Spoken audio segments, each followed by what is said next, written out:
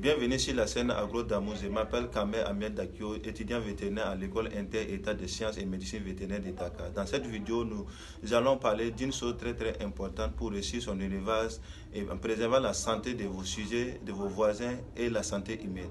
Cette chose, c'est la biosécurité. La biosécurité se définit comme l'ensemble des mesures préventives et réglementaires visant à réduire les risques de diffusion et de transmission de maladies infectieuses chez l'homme, l'animal et les végétaux. Sa pratique est moins coûteuse comparativement au perte que peut engendrer son mal et efficace si toutefois elle est bien mise en œuvre.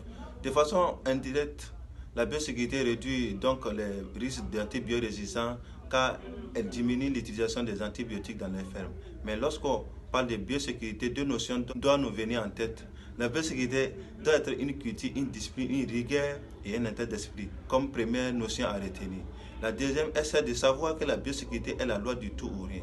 Soit elle est appliquée dans la rigueur ou rien pour bénéficier de ses bienfaits, pas de demi-mesures.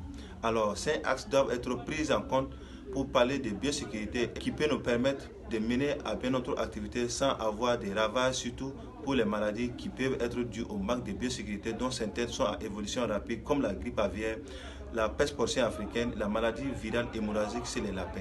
Pour vous permettre de bien comprendre ces 5 axes qui sont les suivants: faire que les pathogènes n'entrent pas, faire que les pathogènes ne circulent pas, faire que les pathogènes n'infectent pas l'homme, faire que les pathogènes ne persistent pas dans l'environnement et faire que les pathogènes ne sortent pas du troupeau.